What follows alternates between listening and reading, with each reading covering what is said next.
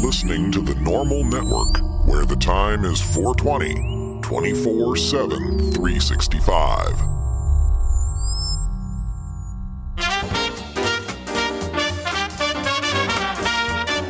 Live from Portland, Oregon, it's time for A Different View, a lively women's roundtable discussion on marijuana issues, brought to you in part by the Normal Women's Alliance, with Portland Dispensaries Examiner Jennifer Alexander, Alternative Medical Choices founder Iva Cunningham, and Moms for Marijuana founder Sarah Frank.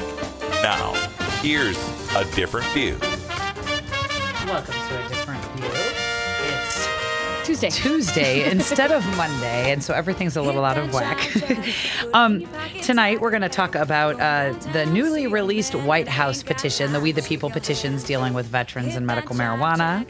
We're going to have Dr. William Courtney with the Normal Women's Alliance guest tonight, and he's running for U.S. Congress. U.S. House of Representatives. Oh, U.S. House of Representatives. That's Congress, right? The same thing. Sorry. Hey, don't correct me. I wanted to be precise. No, but so he's running on two marijuana issues on his platform, which is something that we're seeing more and more and more of, and so we want to check that out. And then we've also got Dr. David Allen, and there's a couple of different things with Dr. David Allen that we're going to talk to him about. He wants to discuss the patent, the cannabinoid patent that the United States government holds, and that it reduces strokes, something that nobody's talking about. And also a point of interest with him is that he had a case dismissed with a jury nullification, which is something else that our community should at least be getting excited about. Yes. And then finally, we're going to wrap up and talk about a little bit about what's going on here in Oregon, and talk about the different fines for different people, and more or less committing the same crime. So we will talk about all of that when we come back from a break, and you can listen to us every Monday at 8 p.m. We have replays Tuesday at 2 a.m., Friday at 8 a.m., Wednesday at 2 p.m., and Saturday at 4 p.m. That's right. And we will be right back. You're listening to A Different View.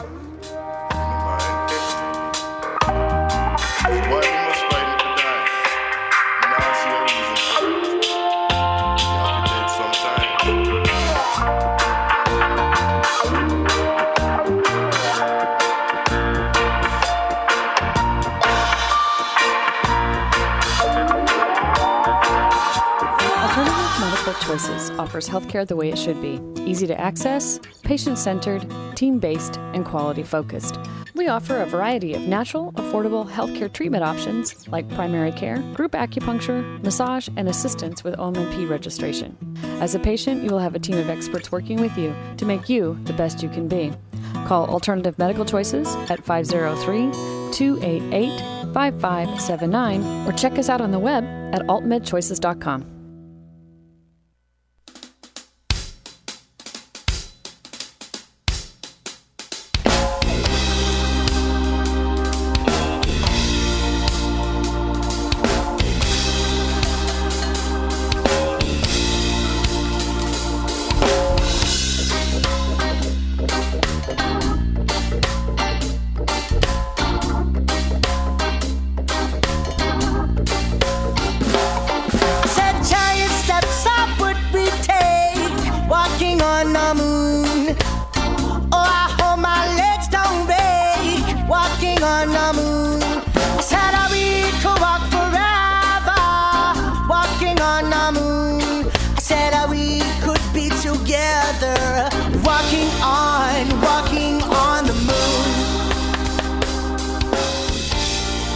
Welcome back, everybody. It's a strange Tuesday for us.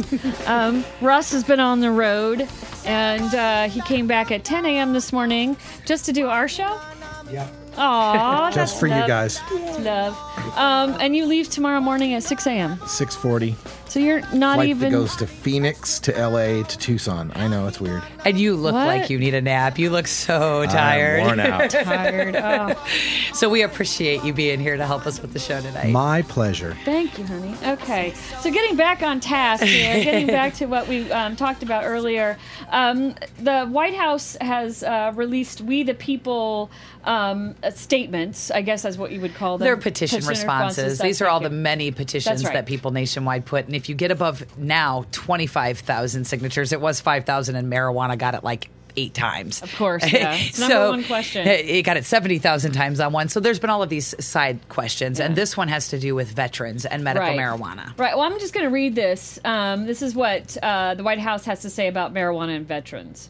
And of course, this is written by Gil. Kurligowski. See? Kurlikowski. You thought I was bad at names. The director of the Office of National Drug Control Policy. Many brave men and women who have risked their lives in service to our country are now suffering from physical, mental health, and substance abuse problems. We have obligation to care for our military families and veterans to improve their lives by increasing access to vital treatment services specifically geared toward our military heroes. While the administration continues to support research on what parts of the marijuana plant may be used as medicine, that's important, neither the Food and Drug Administration nor the Institute of Medicine has found smoked marijuana to meet the modern standards of safe or effective medicine. The modern standards. But OxyContin, interestingly, has. Well, it's a pill. Right. And death is a side effect. We will continue working with our partners in the medical community to ensure that veterans have access to science-based medical treatments and get the help they and their families need. I like how they say we will continue to work with our partners in the medical community. Who might that be? Big Pharma. Big Pharma. So really quick, I want to point out, you kind of yelled over it, but to be clear, that smoked marijuana was italics. They focus very much on smoked marijuana, and they're even differentiating it by putting it in italics, which makes it clear that there are other ways to use marijuana. Right. They admit, but they're not saying clearly. Not that I think that we should legalize everything but smoked marijuana, right. But hypothetically, let's say that's what happened. Mm-hmm. Wouldn't they be in favor of that then? You would think. So I mean, if that's all we're arguing about is whether or not it's okay to smoke marijuana, let me have my salve, let me have my edibles, let me have my vaporizer, let me have my... There's a million different ways now. My butter, Right, yeah. I spoke with Michael Kravitz, the activist who got the administration, VA. the VA, the Veterans Administration, to admit that medical marijuana was something and to not take vets off their pain contracts if they were in a medical marijuana state. And he said, yes, it's the smoking. It really is what they have the problem with, is the smoking of it. And they feel that if with marijuana they were to relent on the smoking aspect of it, it would relent on the anti-smoking campaign with respect to tobacco. Which they've spent billions and billions of dollars for. Yes.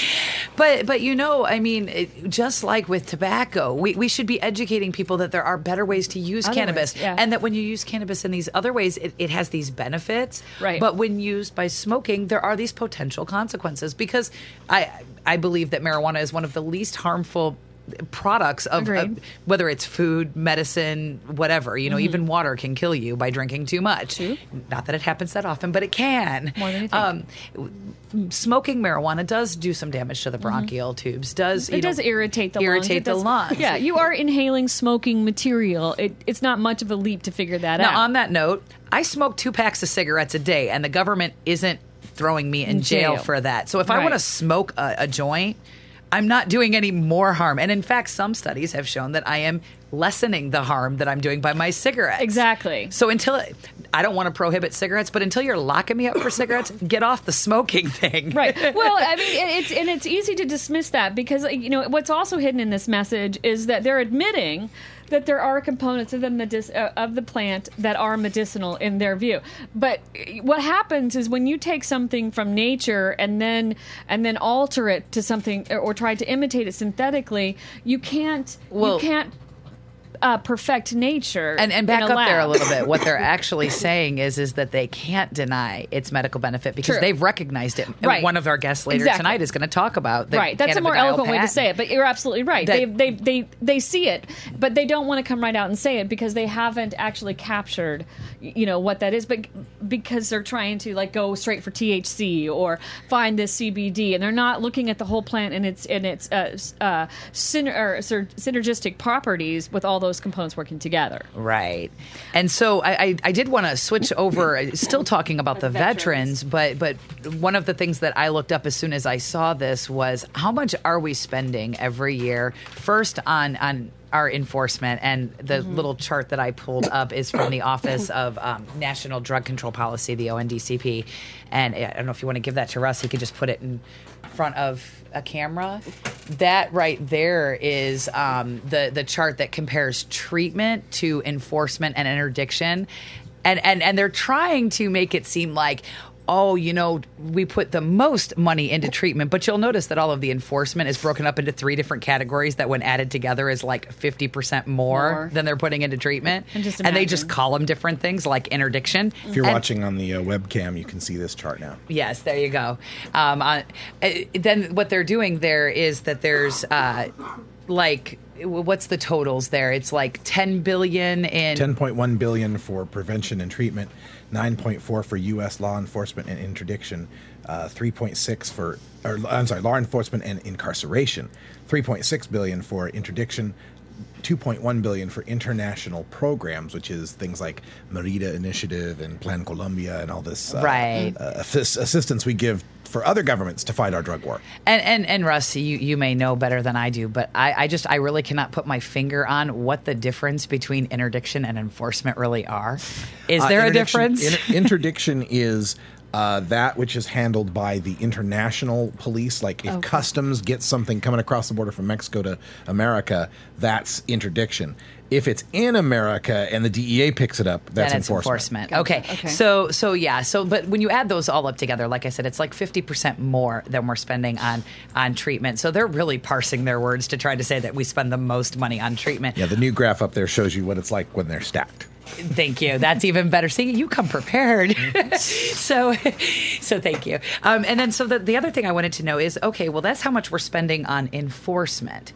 How much are we spending on actual health care? Veteran health care? Because this notably could lessen the costs for our veterans, and many of them are suffering from pain, chronic illnesses, PTSD, depression, and PTSD. Yeah.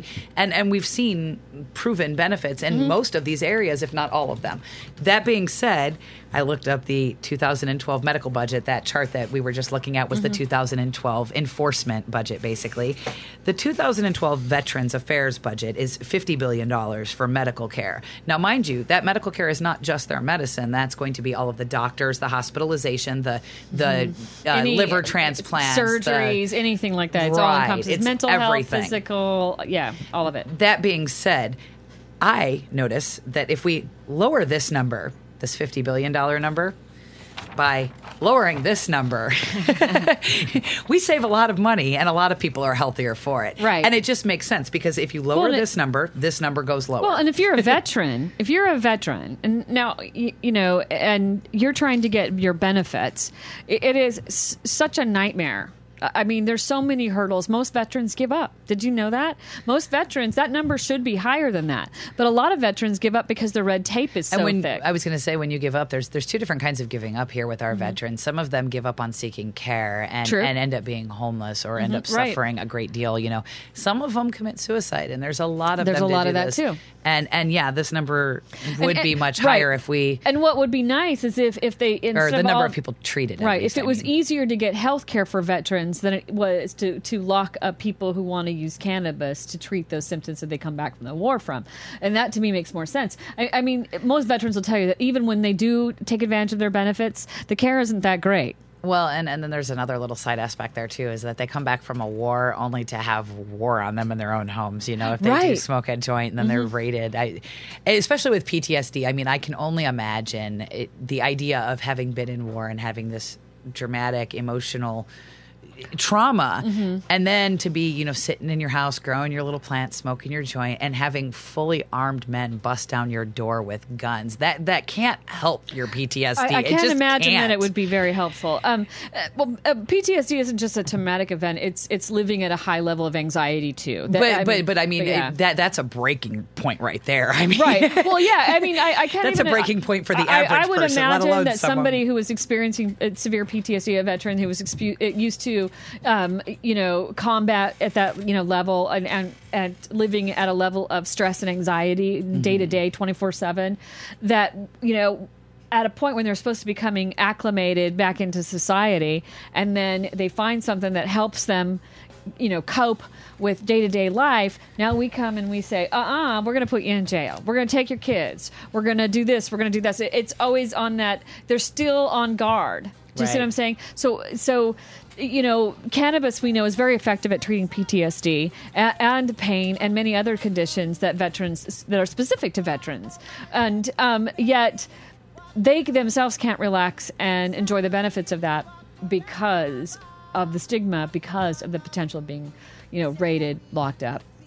Safety and that sort of thing. Losing their medical care, which we've recently had the VA come out more in support. But some people are using other doctors in addition to this, and you're still. It's always a tricky line for people to walk. The Veteran Association Administration has come out and basically said that they Jennifer they do they won't drop patients or drop them from their primary care.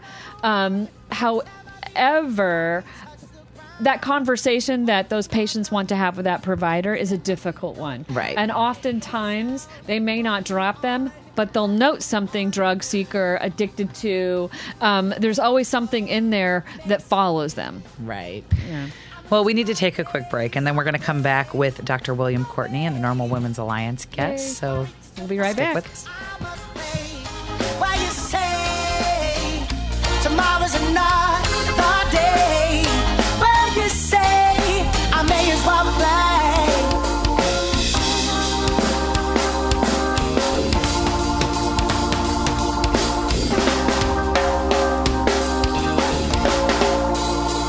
Have you ever wondered how to make the best tasting and most potent pot brownies possible? Do you consistently seek out recipes that will elevate your marijuana-infused cuisine to the highest levels imaginable? Then it's time to pick up a copy of the official High Times Cannabis Cookbook, published by the world's most trusted name when it comes to getting stoned. Packed tight with more than 50 recipes for irie appetizers, munchy meals, high holidays, stoner sweets, and cannabis cocktails, along with expert advice that demystifies the experience of infusing marijuana into butter, alcohol, and various oils.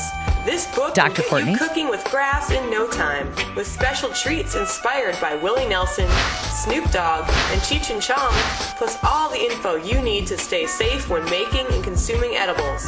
You will truly learn how to bake a ganja cake and eat it too. So look for the official High Times Cannabis Cookbook wherever finer books. I think God smokes weed, and he was high when he made me. I can feel it in my DNA. I think God smokes weed, and he was high when he made me. And I think he gave up halfway.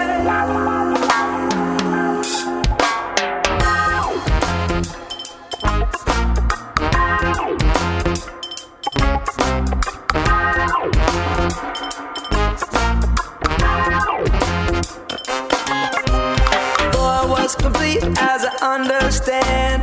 God was making a mess of the man he planned. In the face of defeat, he spoke up in hand and said, I'll just put him in a reggae band. I feel it in the beat when I'm on the stand. I feel it in my feet when I'm on the sand. I see it in the sunsets that might expand into your mind so you understand. I think God smokes weed, and he was high.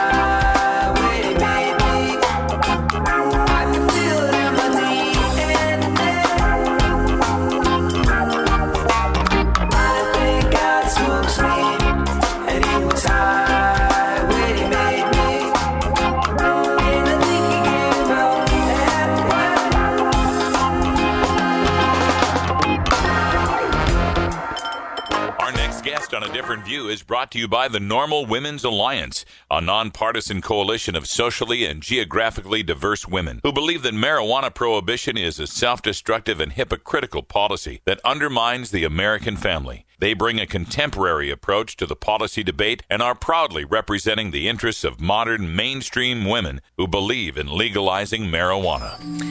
Welcome back. You're listening to A Different View.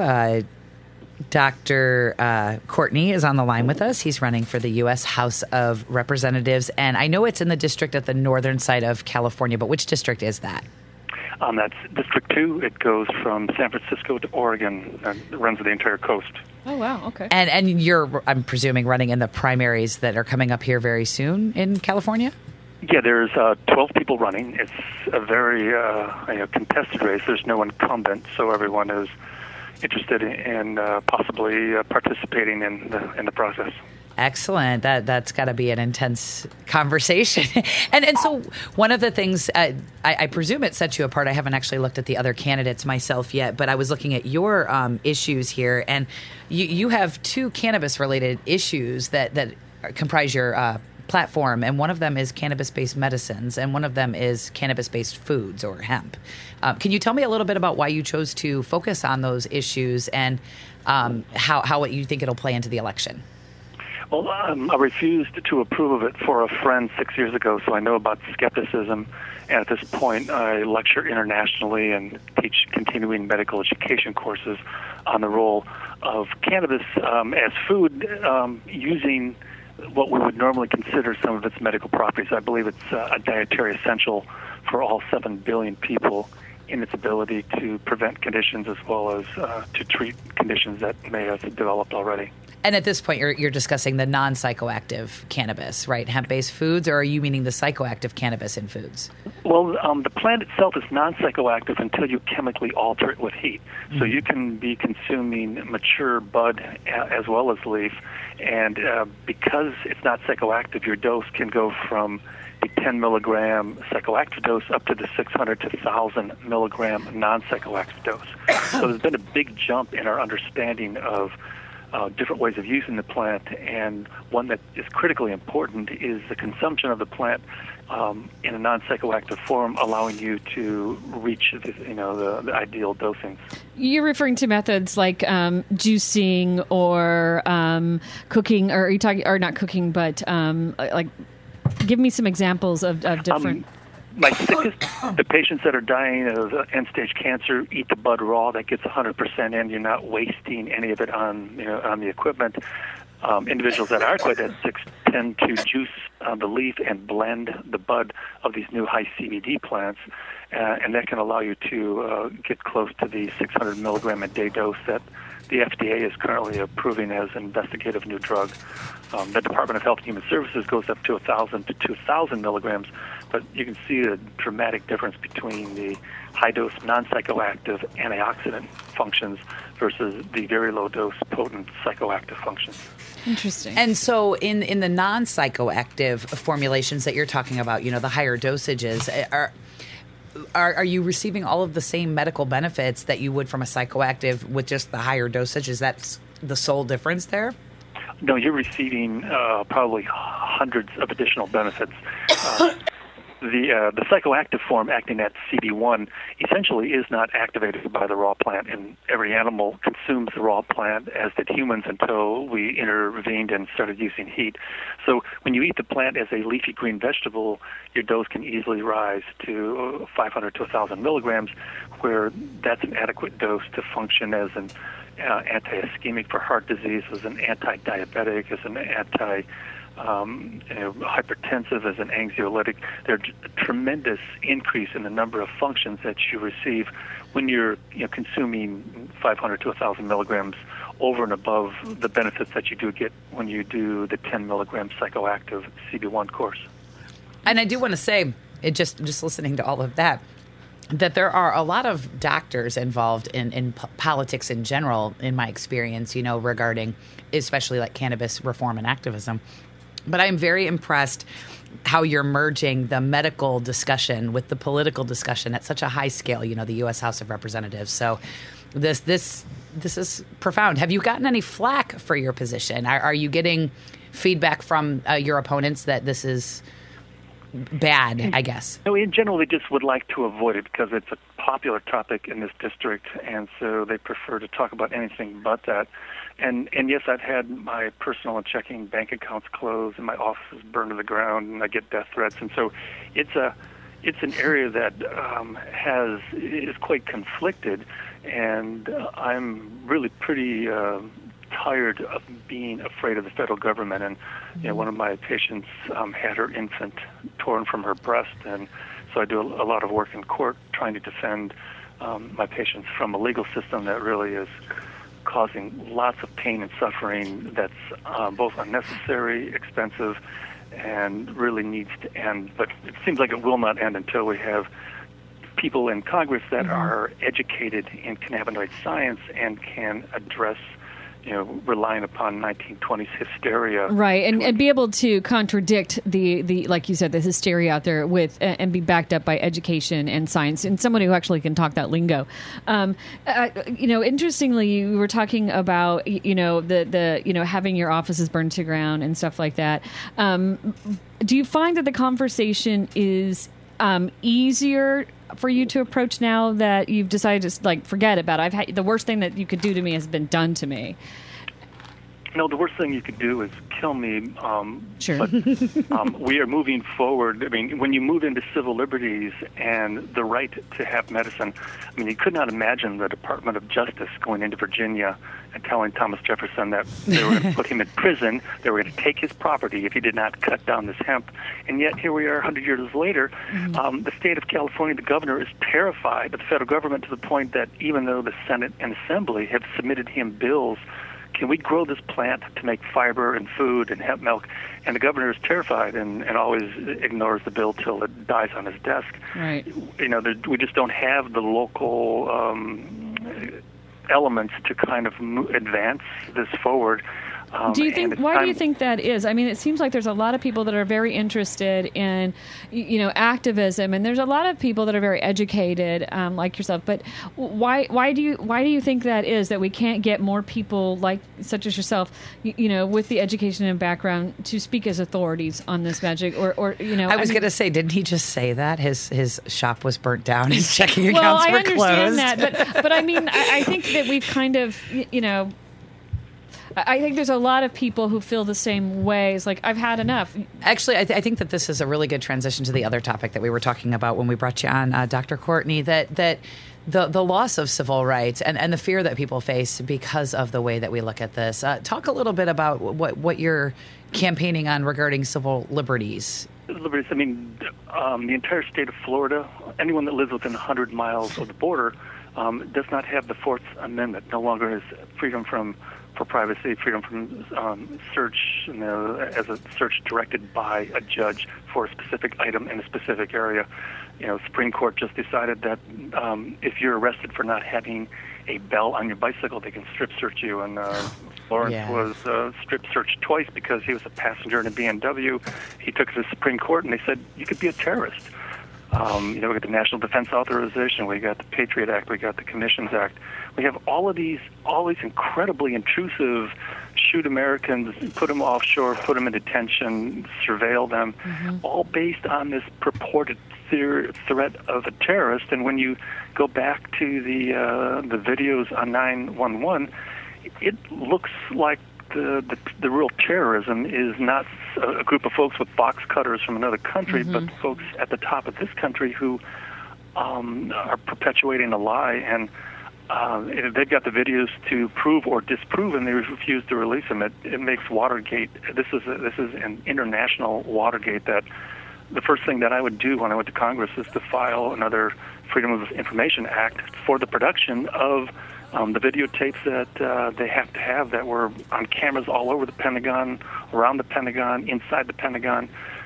I cannot believe that a 757 slammed into that building with 8,000 gallons of fuel. And if that did not happen... I was going to say, I don't want to cut you short, but we're going to have to go to break in a minute. And I just want to say that, regardless of how people feel about who was ultimately responsible for that, I don't think anybody disagrees that was used as an excuse to strip us of whatever remaining rights we had. So walking away from September 11th, instead of having a more safe country, we now have a country where everybody looks at everybody else and says, you could be my enemy. Right. I have to, and loss of all those liberties. And they don't come back. They're not going to spring back. They're not going to bounce back. They're not coming back. If we do not stand up and listen to Thomas Jefferson and nurture the Tree of Liberty, it's a one-way path. And you hear people saying ban all guns.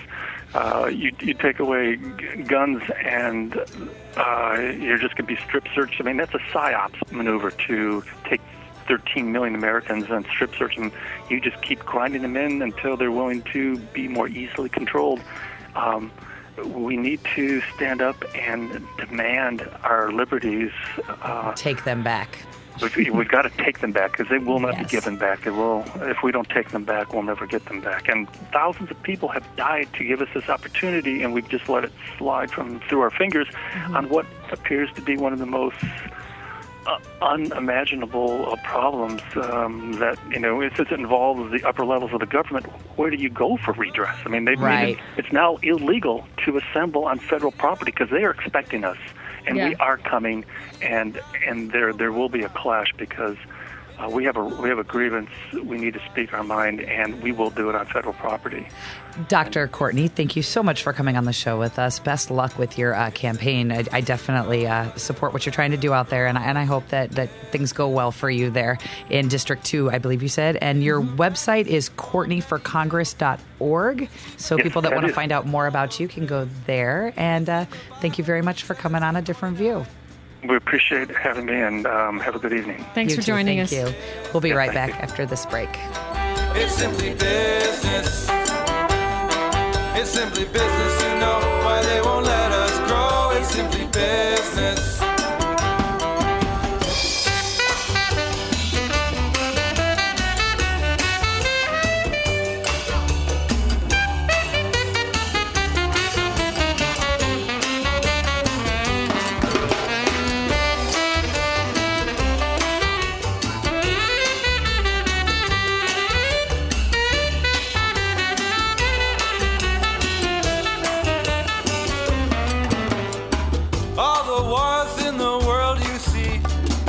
Shooting guns from a factory. It makes a job, but it makes no sense to give the peace when you can sell defense. It's simply business. It's simply business. Catch Normal News with Cannabis Carry every weekday on Normal Show Live at 7 p.m. Eastern, here on the Normal Network. I'm a doctor. I'm a lawyer. I'm a journalist. I'm a student. I'm a teacher. I'm a representative. I have cancer. The outdated laws of prohibition are more dangerous than the plant itself. I lost my scholarship. I was fired. 20 million arrests since 1965. This is getting ridiculous. Our prisons are overcrowded with non-violent offenders. We have the opportunity to change. This is costing our country billions of dollars. Making my family and I fight in a courtroom is difficult enough when I'm already fighting through chemotherapy. There's no reason to be scared by tradition anymore. We can stop this. We can stop this. We are the American people. We can stop this. And you have our support. We're old, young, straight, gay. We're every race and nationality. And we're not going to give up. You can tax it. You can regulate it. Apply age restrictions. You can create millions of new jobs. We can save our economy. President Obama? It's time for legalization. Legalization. Yes. We can. 1, 2, 1, 2, 3, 4.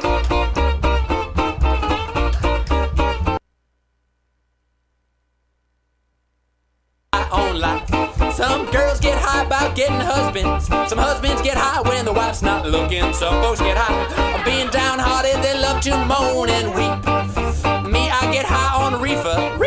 Then I fall asleep and I dream about an island in the Caribbean.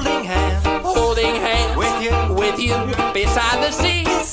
And I wonder, who do you dream about when you put that reefer in your mouth? In my dream, you dream of me.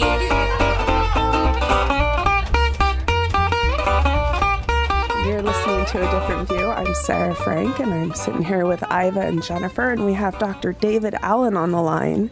Dr. Allen ran a medical marijuana evaluation clinic in California and was just recently released from charges out of Mississippi for growing the marijuana. He was in there for 14 months, and all the charges were dropped. Dr. Allen, are you there?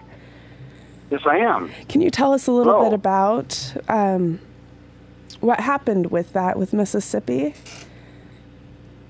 Well, I have a property that's 48 acres, and it's a lake property in Mississippi, and it's worth quite a bit of money, and it was paid for completely by my medical practice. And I moved to California and set up a practice here in California. I left the property in Mississippi to my sister and her husband's care, and police came on the property and raided it in February of 2009, and they were looking for a marijuana manufacturing facility, and they were unhappy because they really didn't find what they were looking for. They found 4 grams of pot on my sister and her husband, and 16 grams of hash, but there was no production facility there, and there was one room, and there was a couple of lights in there, but there were no plants, no water, no soil, no anything in there to grow. And anything, or using that for anything, but they just made, because there was some cannabis there, they made that connection. Got it. Right. And so they tried to say that it was a marijuana production facility, and they planted false photographs in the local TV station. They used photos from the internet, right? Like that were like Googled? Yes.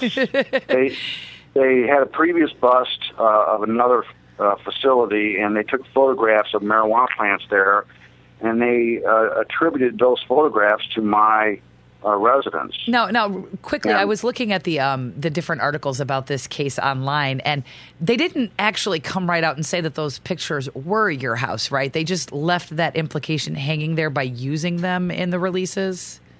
Well, you might say that, but that's not really true. What happened was the police gave photographs of myself and my sister and my brother-in-law, and 2 photographs of marijuana plants, and gave them to WLOX, and said this was at the bust. Gotcha. And WLOX labeled the marijuana plants pot found on residence. Right. So they did. They definitely did attribute it to you. So they were trying to pin it on. They were trying to poison the jury pool. Absolutely. But what happened was, the jury realized what the police were doing, and the jury set me free by jury nullification, and they voted not guilty. I had 11-1 not guilty on one charge, and 7-5 not guilty on another charge. And so basically I was set free by jury nullification. Wow. And jury nullification is a real important subject that every cannabis user should know about. And basically, in a nutshell, it is if you vote not guilty on a if you're a juror and you vote not guilty on a trial, they can't make you explain why you voted not guilty, and they can't punish you for your vote. So jury nullification is a protection that we have in the United States to protect us from unjust and morally repugnant laws. And so if there's laws that are really against the citizens and their bad laws, then traditionally Americans have been able to say not guilty on trials. And when that happens, they have to, when you say not guilty, it's a mistrial, and then they have to retry you, and that costs a lot of money. Right. So when you do this, it ruins their business plan. So I just want to wrap up the portion about jury nullification really quick to tell our listeners that the Fully Informed Jury Association is a great website to become informed about jury nullification, because it is a very powerful tool of the people, and that's FIJA.org. And then I did want you to tell us a little bit about the patent, which has been around for years. Okay. But even though I do, there's one last thing I want to mention on the jury nullification. The laws in California were voted by the people. The will of the people in California is that marijuana is medicine, and the federal law has nullified the will of the people. Right. So my statement is fight voter nullification with jury nullification. Amen. I was going to say that's the thing that most impresses me is the people that are willing to go to trial and fight that fight, because and then the people that will sit on the jury too. I encourage everybody to not shirk your jury duty. You have a chance to change this by nullifying these verdicts, but there's these are the way that we are empowered to change these things. And I like the way you just said that, fight voter nullification with jury nullification. That's exactly what we do. If you make it expensive to try and convict cannabis patients, they will stop doing that. Exactly. So I do want to get to this cannabis patent, though, because like I said, it's been around for quite a few years. But when I was talking with you the other day, I was completely unaware of the implications to stroke victims. And you were telling me a little bit about that. And you're right that nobody's talking about this, and we should be. So tell us about it. Tell us what we need to be telling everybody else so that we can spread this. All right. Well, the United States government has several patents on cannabis, and one of the most important ones is patent number 6,630,507, and it's entitled Cannabinoids as Antioxidants and Neuroprotectants, and it was given to the Department of Health and Human Services in 2003. And so that means it's a United States has the patent. It's a U.S. patent that the United States government owns. And in that patent, what they did was they experimentally caused strokes in rats. And if they gave these rats cannabidiol or THC, it decreased the size of their stroke by about 50%. And it also alludes that this same protection may also be available for myocardial infarctions, for heart attacks.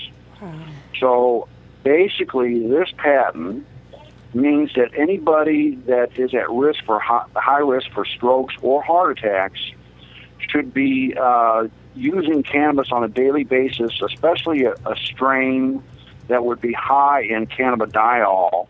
And if you ate raw cannabis with a high cannabidiol in it, it will not get you high as long as you don't heat it. So if you eat raw cannabis without putting it in, baked goods in a cookie or something and baking it, if you don't heat it, it has unbelievable oxidative reduction potential. It scavenges oxygen-free radicals. I just want to say that we had a doctor on right before you, Dr. William Courtney, running in District 2 up there in Northern California, and we're 2 for 2. I love this, talking about the benefits of the raw cannabis, not heated up, being non-psychoactive, and how amazing these benefits are. Stroke and heart attack are the leading causes of death among adults in our country, isn't it? Absolutely. There's 800,000 strokes every year in America, and 150,000 of those people are fortunate enough to die. The rest of them suffer the terrible after effects of a stroke. And really, a 50% reduction in the size of a stroke is an absolute miracle, because no other chemical, no other medicine on the face of the earth decreases strokes by even 2%. Otherwise, we'd be using them now. Right. So just to reiterate it in the most basic terms, what you're suggesting is that most adults, if not at least the ones that are most at risk for stroke and heart attack, should be using cannabis, like juiced cannabis or other non-psychoactive forms, and taking it regularly? I believe that this patent makes cannabis, especially cannabis with high cannabidiol content, a essential dietary requirement for humans. I think that every human could use these antioxidant properties of cannabis. It's basically the fountain of youth because of its antioxidant properties. No other chemical has as much antioxidant properties as cannabis does. None. So we are going to have to go to a break here. I want to thank you so much for coming on the show with us and telling us about this. And I'm definitely going to make sure that we spread this around. We do have a recorded version of the show that replays throughout the week, and we can also share it on Facebook. So I encourage our listeners to do that and make sure everybody knows about this. And then I did want to say, is there any website that you would like to share with our listeners who want to find out more? Because, this is such a huge topic, if they'd like to reach you to get more answered or review some of the research.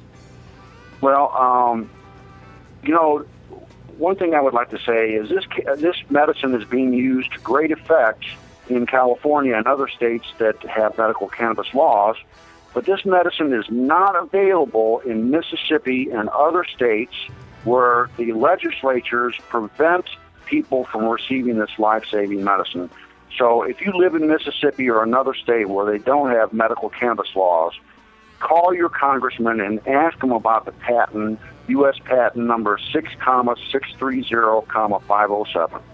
And for our listeners that follow us on Facebook, we'll post that there too to help you. We've got a link to that patent that we can post here shortly.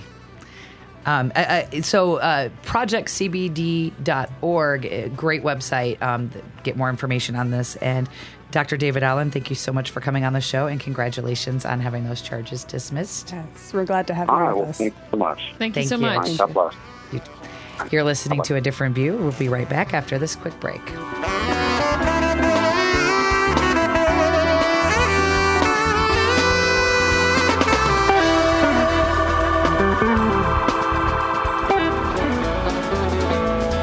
Busted in Laredo, but for reasons that I'd rather not disclose.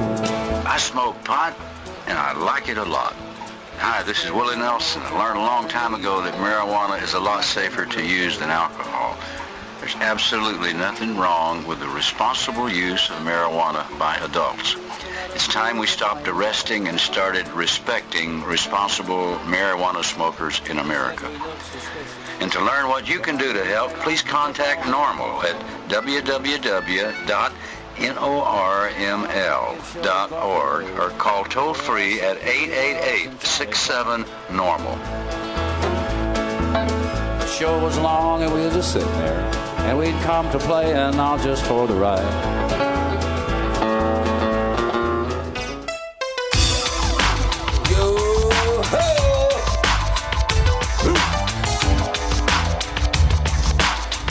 Doggy style.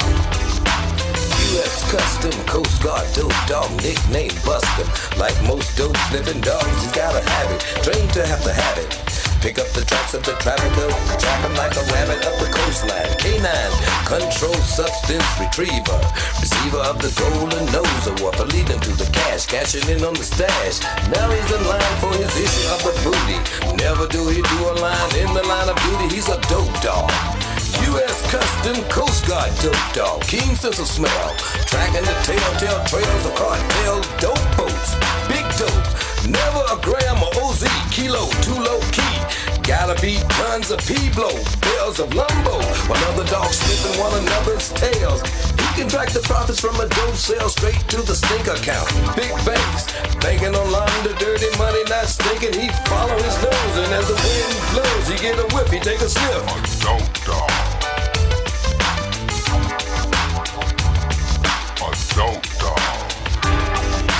Old Mac Uncle had some drugs. CIAIO. Welcome back. You're listening to A Different View, and so for this segment, this is the blunt wrap, which I'm still working on getting some artwork for my friend. Drew up a little picture for me to put up on the screen when we're doing this. But this segment's just mostly for us to talk just blunt, right. to come talk right about out the issues that are going on locally or nationally that affect all of us without all the political spin, without all the right. And so the one issue that's come up in the last couple of days here in Oregon is we have two marijuana initiatives that are looking very promising for making it to the ballot. They have until July 6th to get the signatures. One's constitutional, one's statutory, so they have different requirements. It's the OMPI, Citizens for Sensible Law Enforcement, that's which one is the Students for Sensible Drug Policy are supporting. Mm-hmm. Right. And this is a constitutional amendment to just repeal the laws, basically, and allow the state to regulate it. The other one is the Oregon Cannabis Tax Act, and that's more of the tax and regulate like alcohol model. It's more like the framework, yeah. And so both of them have been plowing ahead, piling on the signatures week by week. It's been amazing to watch them the last few weeks. It's really I want one of them to hit the ballot. And it's looking like both of them very well could. Yay! And so what's come out all of a sudden, well publicized, the Secretary of State fined the constitutional amendment Citizens for Sensible Law Enforcement $65,000 for alleged violations of circulator laws, which in Oregon we have a law that says that you cannot pay by the signature. Only it's more specific than that. It's not just by the signature, it's based on the number of signatures, which makes it even more broad. Based on the sheet, right? No, it's based on the number of signatures, which means you can't pay per signature, and you can't pay I thought we were talking about the X fine. number of signatures. Right.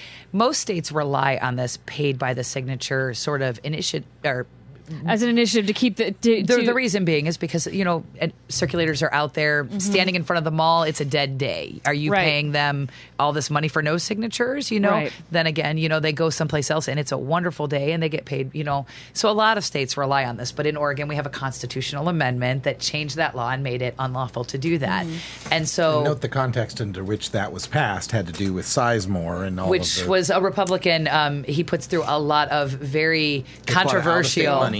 From out-of-state money, that where he's relied on a lot of money doing the paid by the signature to put issues on the ballot that some people believed were misleading. You know what I mean? And so people then vote in these things. It was intense. He's had many issues on the ballot. To be fair, Sizemore has also had other issues. I was going to say let's not go there because we're not even relevant. It's not really relevant. Yeah. If anybody's interested, Bill Sizemore, Oregon, you'll find it. Google it. It won't take but a minute. But needless to say, they were fined $65,000.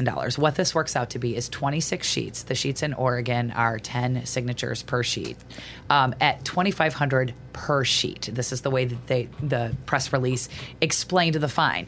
So 26 sheets is 260 signatures out of about 100,000 that they have submitted. 260 signatures. That cost them $65,000, presuming that there's an opportunity for a hearing and all of this. But this was all well publicized, and it's going to impact the conversation. Hopefully, it'll get people talking about it because the thing that I want people personally, what I want people, and again, this is the blunt wrap, what I want people to take note of is that when Measure 74, which was the dispensary measure here in Oregon, was on the ballot in 2010, we had multiple public officials in various capacities utilizing it's called official capacity, which means using, the resources of the state, using your uniform, using your employees to campaign, which is considered unlawful.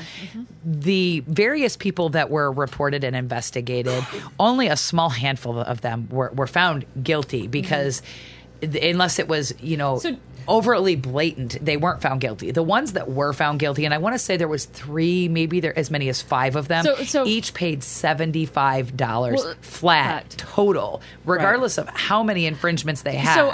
So to get to the point a little bit faster, so are you pointing out that the fact that $65,000 versus $75 fine difference is a bit extreme? Do you think that's because it's marijuana related? No. What it is it's who's violating the law. See, we hold our citizens to a law it's this high standard that we're being fined per sheet, per incident, basically, at this ridiculous rate of like $2,500 per sheet. So once you're elected to an office, they can repeatedly violate this law as an official, somebody who we should be holding to a higher standard, right? And by them repeatedly violating it, they get one fine that pays for it all of $75. We actually had one of our public officials tell the media at the time when that was fined that it was worth it. Those were his words. It was worth it. Yeah, of course, it was $75. Yeah. But then we're talking, 260 out of a required 116,000 signatures, which means 180,000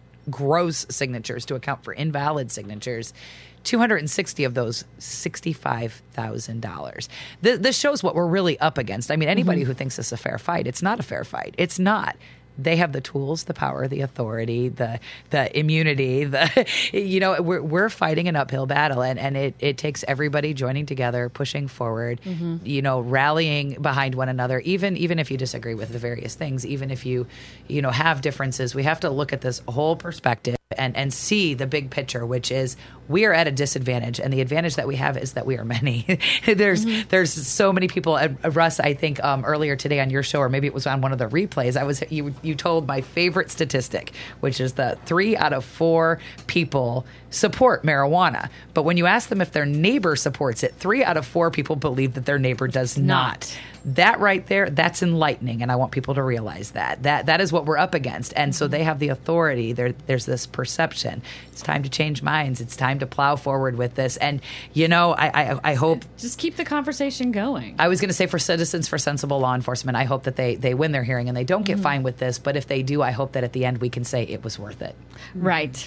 It was worth it. Well, I mean, and we shouldn't let this detract us from the goal or stop us or be a hurdle because, yeah, it's a bump in the road, but we expect it to have some bumps in the road. And I hope this doesn't slow the momentum. I hope it doesn't create conflict within the community. Because the constitutional amendment, as I've read it, it seems to be the simplest, straightforward repeal of prohibition for the state. It just makes sense. I hope that I have more than one initiative to vote for. I really do. I mean, how delightful would that be? I hope when we have multiple initiatives on the ballot that everybody votes yes on all of them. Do not pick and choose. You don't have to choose. It's not a Republican versus Democrat. Right. You can vote yes on all of them. Right. Do it. Just like you can sign all of those petitions. And even if they're conflicting, this is the other thing that I don't think a lot of people understand. Let's say that they were completely conflicting. You could vote yes on both of them, and the legislature has to figure out how to fulfill the will of the people with these two conflicting things. That's an argument I want our legislature to have to deal with. And you know what else? They have to deal with it because both laws go into effect when they go into effect, and if they don't resolve it, then there is a continued conflict in the law. That's a problem, I think. Well, I think this is an entirely legitimate topic for debate. I am not in favor of legalization. No. Yeah. No, I think that we need to force our officials to be dealing with this topic, to quit skirting around the issue, to quit addressing it. We need to hold their feet to the fire and make them deal with it. Well, I think what's encouraging to me is that we have several people that are running and this next election cycle that are talking about cannabis. We have probably more candidates running in various different various positions that are making cannabis platform. And just really quick to bring, we were talking about the Attorney General race in Oregon last week on our show, and there was an article put out today in the Oregonian, which is the statewide paper here in Oregon. OregonLive.com is their website, and it deals with this Attorney General race and how marijuana and Measure 11, which is mandatory minimum sentences, are the two dividing points. And they try to call them out. I think Holton made the worst mistake here ever because he flat out placed himself on the opposite side. He sure this did. is Oregon. He points out that Ellen Rosenblum or Bloom is running on protecting patients' rights. And he says that I just lost it, that you can't pick and choose which laws you want to follow. And I think that's exactly what Ellen's saying. We voted this law in. You Medical don't get marijuana to pick, is legal. You don't get to pick. I have the new PAC ad for that campaign. Hey, honey, who's your choice for Attorney General? I don't care. Judge Rosenblum from Oregon or the guy from Virginia? Virginia? What does Virginia have to do with our Attorney General's race? Dwight Holton is from Virginia, and that's where he just held a big fundraiser. Nearly 70% of his campaign money is from out of state. And he's never even tried a case in Oregon state courts. Never? Who's that judge again? That's Ellen Rosenblum. She's been a prosecutor and judge here in Oregon for 36 years. So Judge Rosenblum knows Oregon and Holton doesn't. He doesn't, but he wants to gut the medical marijuana law we passed 14 years ago. He calls it a train wreck. But Judge Rosenblum says marijuana should be a low priority for law enforcement. She supports our state laws. Okay, now I care. No way on Holton. It's Judge Rosenblum for Attorney General. Judge Rosenblum. Good choice, honey. Paid for by Citizens for Sensible Law Enforcement. I love that.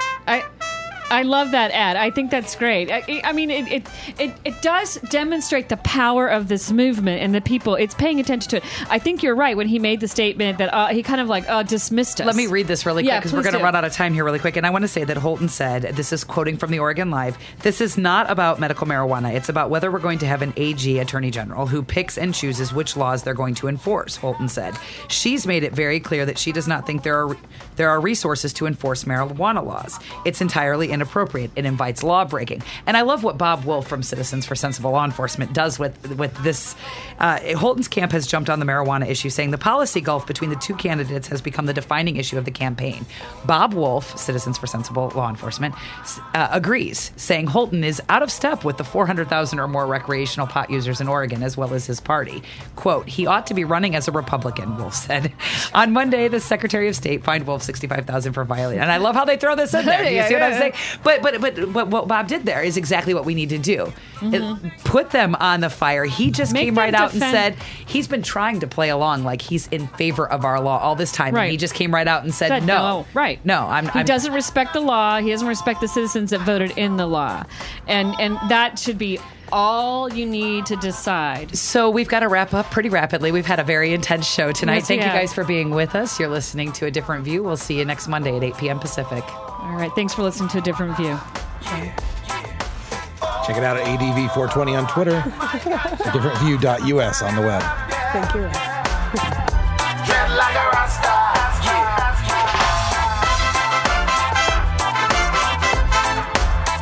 You're listening to the Normal Network, where the time is